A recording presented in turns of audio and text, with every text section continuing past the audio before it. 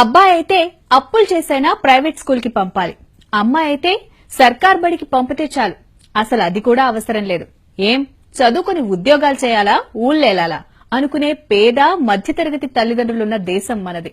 అది దళిత కుటుంబం అయితే అమ్మాయిగా పుట్టిన వివక్షకు తోడు కుల వివక్షను కూడా ఎదుర్కోవాల్సిందే.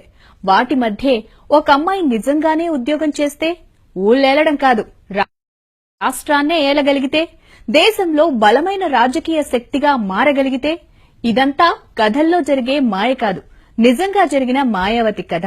ఎంత బలంగా అణిచేస్తే అంతే బలంతో ప్రతిచర్య ఉంటుందన్న న్యూటన్ సూత్రానికి రాజకీయ నిదర్శనం. అన్నింటినీ తట్టుకొని నిలబడి తానేంటో ప్రూవ్ చేసుకునే మాయావతే ఇవాల్టి న్యూస్ మేకర్.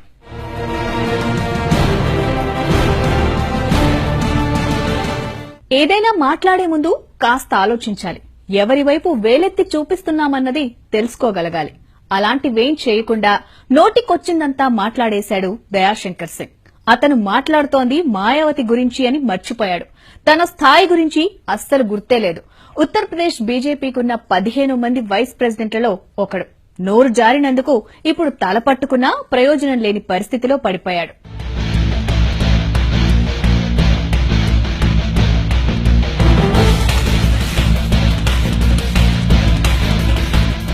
ఉత్తరప్రదేశ్ ఎలక్షన్లు వచ్చే ఏడాది మే నెలలో జరగబోతున్నాయి. అయితే మాయావతి ముందుగానే క్యాండిడేట్లను సెలెక్ట్ చేస్తున్నారు. ఇప్పటికే 5 నియోజకవర్గాలకు క్యాండిడేట్లను డిసైడ్ చేసేశారు. ముందుగా నిర్ణయిస్తే వాళ్లు ఆ నియోజకవర్గాలకు వెళ్లి ప్రతి ఓటర్ని కలవచ్చునని మాయావతి ఉద్దేశం. మంచి ఉద్దేశంతో ఇలా చేస్తున్నా ఆమె పార్టీ టికెట్లు అమ్ముకుంటున్నారనే ఆరోపణలు చేశాడు దయాశంకర్ సింగ్. టికెట్లు అమ్ముకుంటున్నారని ఆరోపిస్తే తప్పులేదు, అక్కడితో ఊరుకోకుండా అసభ్యంగా మాట్లాడి పీకల వరకు ఇరుక్కున్నాడు.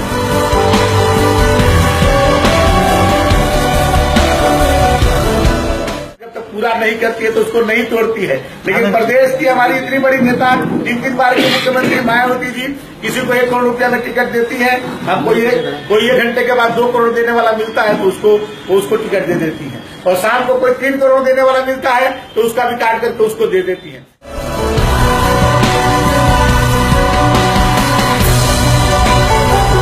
బీఎస్పీ లీడర్లు మొదలు ఢిల్లీ లెవెల్ లీడర్ల వరకు అతన్ని ఉతికి పారేశారు. పార్లమెంట్లో కూడా అన్ని పార్టీల వాళ్లు మాయావతికి సపోర్టుగానే నిలబడ్డారు. బీజేపీ కూడా ఉలిక్కిపడింది.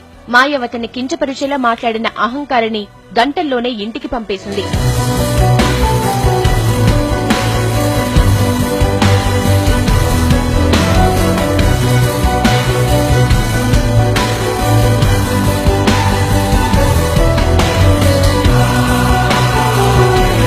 తనను అనకూడని మాటలన్న దయాశంకర్ మీద మాయావతి విరుచుకుపడడం సహజమే. కానీ రాజ్యసభలో ఆమె ఎంతో కంట్రోల్తో మాట్లాడిన పద్ధతి చూస్తే కొత్త తరం లీడర్లు చాలానే నేర్చుకోవచ్చు. దయాశంకర్ సింగ్లా చిల్లర భాష మాట్లాడడం తనకిష్టం లేదని కామెంట్ చేశారు మాయావతి. తనందరూ సోదరిలా చూస్తారని, అలాగే పిలుస్తారని, అది తనకు గర్వకారణమని అన్నారు మాయావతి. తనను అసభ్యంగా మాట్లాడిన దయాశంకర్ కు బుద్ధి వచ్చేలా కూడా చురకలంటించారు. దయాశంకర్ నన్ను అన్నట్లు కాదు, ఆ మాటలు అతని చెల్లెల్ని, కూతుర్ని ఉద్దేశించి అన్నట్లే అన్నారు. యూపీలో ఈసారి ఎలక్షన్స్ లో జనం ఎటు మొగ్గుతారనేది ఎవరూ అంచనా వేయలేకపోతున్నారు. ప్రస్తుతం అధికారంలో ఉన్న సమాజ్వాదీ పార్టీ, కాంగ్రెస్ పార్టీ, బీజేపీలతో సమానంగా బీఎస్పీకి కూడా అవకాశాలున్నాయి. అందుకే ఇప్పటి నుంచే ఎదురుదాడులు మొదలుపెట్టింది బీజేపీ. దీనిలో మాయావతిపై అటాక్ కూడా ఒకటని కొందరు అనలిస్టులు అంటున్నారు.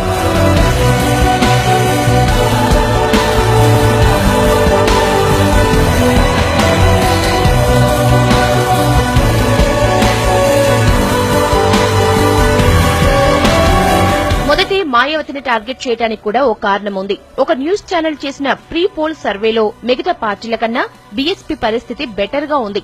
2017 ఎలక్షన్స్ లో బీఎస్పీ 180 సీట్లు గెలవచ్చునని ఈ సర్వే అంచనా. అందుకే ఇప్పటి నుంచే మాయావతిని ఏదో రకంగా ఇరుకున పెట్టి ఎలక్షన్ల నాటికి మరింత వీక్ చేయొచ్చన్నది బీజేపీ వ్యూహం కావచ్చన్నది ఎనలిస్టుల ఊహ.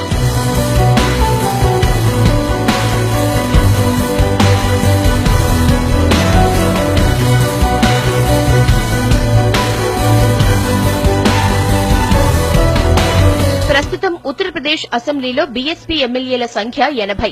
సర్వే ప్రకారం మరో 100 సీట్లు ఎక్కువగా వచ్చే అవకాశం ఉంది. యూపీలో మూడోసారి అధికారంలోకి రావాలని చూస్తున్న బీజేపీకి ఇది మింగుడు పడని విషయమే. అందుకనే మాయావతికి ముందుగానే చెక్ పెట్టే ప్రయత్నాలు చేస్తోంది.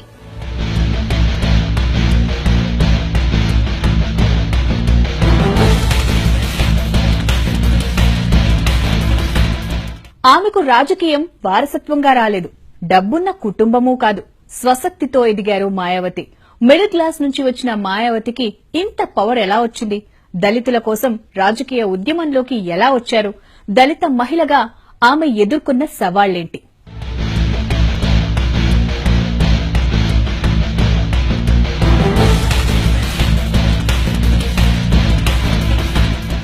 ఢిల్లీలోని సుచేత కృపలాని హాస్పిటల్లో సరిగ్గా 60 ఏళ్ల కిందట పుట్టారు మాయావతి.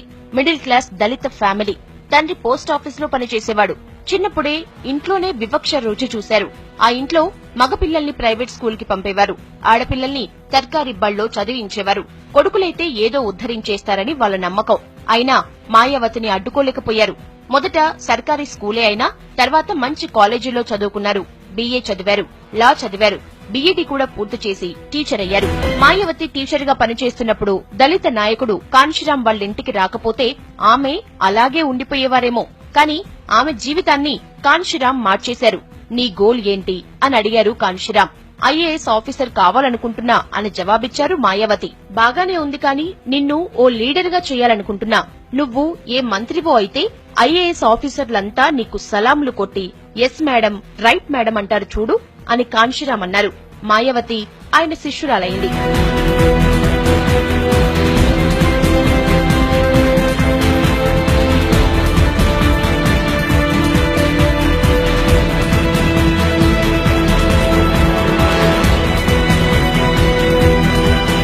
చెప్పినట్లుగానే మాయావతిని కాన్షీరాం ఓ నాయకురాల్లా మార్చేశారు. ఎక్కడ ఎలా మాట్లాడాలో నేర్పించారు. రాజకీయాల్లో ఎలాంటి ఎత్తుగడలు వేయాలో చెప్పారు. కాన్షీరాం ట్రైనింగ్ లో మాయావతి ఆరితేరారు. ముఖ్యంగా స్పీచ్లు ఇవ్వడంలో మాయావతి ఎక్స్పర్ట్ అయ్యారు. కాన్షీరాం 1984లో బహుజన్ సమాజ్ పార్టీ పెట్టినప్పుడు అందులో కీలక బాధ్యతలు మాయావతికి అప్పగించారు. 1989లో BSP తరపున పార్లమెంట్లో అడుగుపెట్టారు మాయావతి. అది మొదలు ఇటు రాజ్యసభకు అటు లోక్ సభకు అనేకసార్లు ఎలక్ట్ అయ్యారు.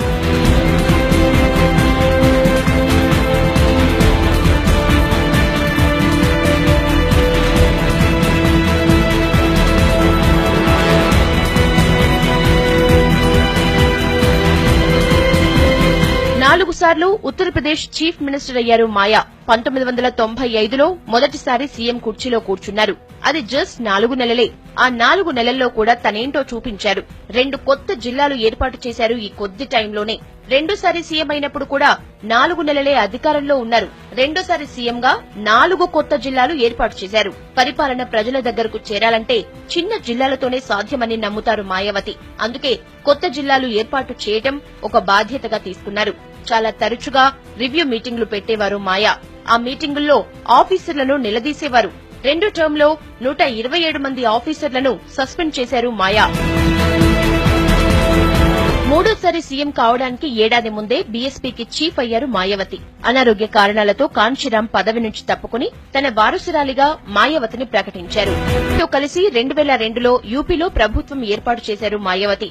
ఏడాది పైనే ఉంది ఈ సర్కార్. పాలనలో నిర్లక్ష్యాన్ని ఏమాత్రం సహించని మాయావతి మూడోసారి సీఎంగా మొత్తం 900 మంది ఆఫీసర్లను ట్రాన్స్ఫర్ చేశారు. వీళ్లలో IASలు ఉన్నారు, IPSలు ఉన్నారు. 12 మంది IAS, IPS ఆఫీసర్లను సస్పెండ్ కూడా చేశారు. BSPని మేజర్ పార్టీగా మార్చేశారామె. ఉత్తరప్రదేశ్ లో 21% మంది దళితులే. వీళ్లంతా BSP వైపే ఉంటారు. అయితే దళిత ఓటు బ్యాంకు ఒక్కటే అధికారంలోకి తీసుకురాలేదని మాయావతి ఉద్దేశం. అందుకని 2007 ఎన్నికల్లో BSP తరపున అనేక మంది అగ్ర కులస్తులకు కూడా టికెట్లిచ్చారు. దీని మీద మాయావతి ఎన్నో విమర్శలు ఎదుర్కొన్నారు. అయినా సరే తను అనుకున్నదే చేశారు.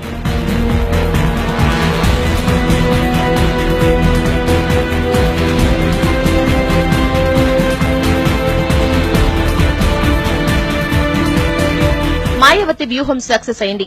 BSP 206 సీట్లు గెలిచి పూర్తి మెజారిటీతో 4గోసారి సీఎంగా అసెంబ్లీలో అడుగుపెట్టారు. అంతకు ముందున్న ములాయం సింగ్ ప్రభుత్వం నియమించిన 18,000 మంది పోలీసుల్ని ఉద్యోగంలో నుంచి తీసేయటం 4గో టర్మ్లో మాయావతి తీసుకున్న ముఖ్యమైన నిర్ణయం. వీళ్లంతా అక్రమ పద్ధతుల్లో రిక్రూట్ అయిన వాళ్లు. అలాగే ప్రైవేటు రంగంలో 30% ఉద్యోగాలు రిజర్వేషన్ పరిధిలోకి తెచ్చారు. పెద్ద సంఖ్యలో ఇళ్లు కట్టించారు.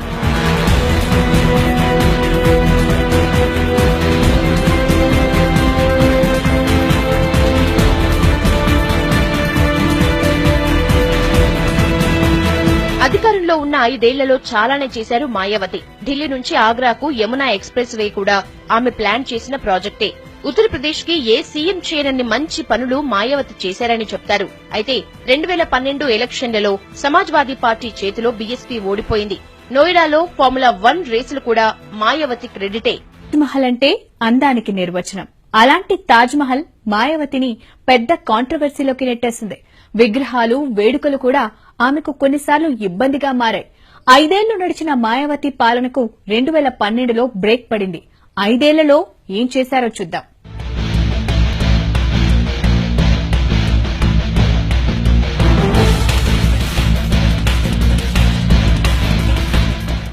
తాజ్ కారిడార్ కేసు మాయావతిని చాలా కాలం వేధించింది.